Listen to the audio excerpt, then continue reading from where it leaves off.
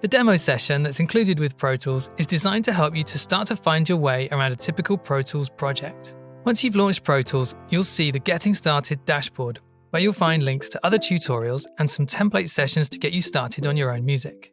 In the Session Guided Tours section, click on Open Demo Session and the Can't Get Enough demo session will open.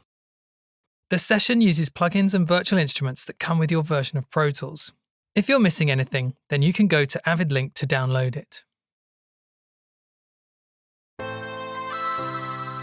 As you can see, the tracks are laid out from top to bottom with all the elements of the song, starting with drums, then bass, keys and loops, and then the vocal tracks. Underneath the vocals are some effects, and then a mix bus track which we'll come back to in a moment. As well as this window that we're looking at, which we call the edit window, Pro Tools has a mix window which shows your session in a view that's more like a mixing console. As well as the faders, panners and automation controls, you can see the insert slots where you can insert plugins and sends for reverb and delay. Even if you're not familiar with mixing consoles, this window is quite easy to learn and gives you a good overview of the session's routing and organisation. Switching back to the edit window, using Command equals on Mac or Control equals on Windows, let's take a look at how things are laid out. While you're in the edit window, you'll want to be able to zoom in and out, which you can do with the controls in the zoom cluster or by using R and T on the keyboard. The top strip of the edit window is the toolbar, containing many of the controls for working with your session. You'll need these when it comes to editing, controlling the transport, setting up count-ins and so on. For now, all you need is the spacebar to start and stop the session. The rulers above the tracks show where you are on the timeline, whether that's bars and beats or minutes and seconds. You also have rulers for tempo, meter and chords. And then you have your markers where you can put in session locators to navigate yourself around your song using the memory location window that is already open.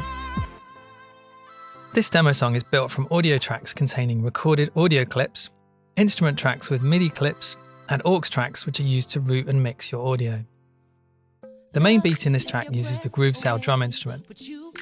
The MIDI for the drum parts is on the instrument track, but we've routed the individual drum sounds to separate tracks so you can balance them and apply processing using the Channel Strip plugin or another EQ or Dynamics plugin. As you scroll down, you'll see more drum sounds that are on audio tracks, such as the drum fill or the percussion loop. Moving further down to the keys, again we're using virtual instruments played back using MIDI, in this case the Mini Grand Piano and Expand 2 synth. Next are the vocal tracks, lead vocals for the verse and chorus and some background vocals. You can see each recorded part has its own clip, which can be moved and edited using Pro Tools edit tools. Using the Smart tool, which is activated by default, you'll see that the tools are context sensitive, so the functions change as you move around the clip, a really easy way to work.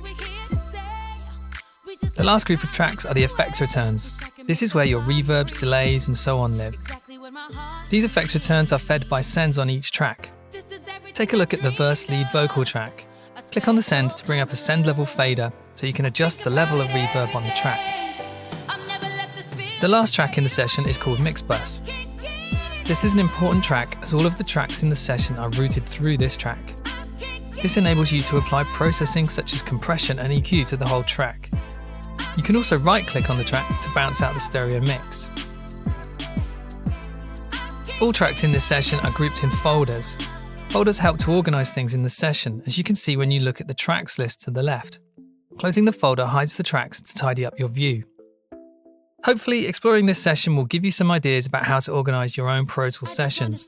When you're ready to start making your own music, you can use the included template sessions as a starting point and follow our series of videos to walk you through the creative process.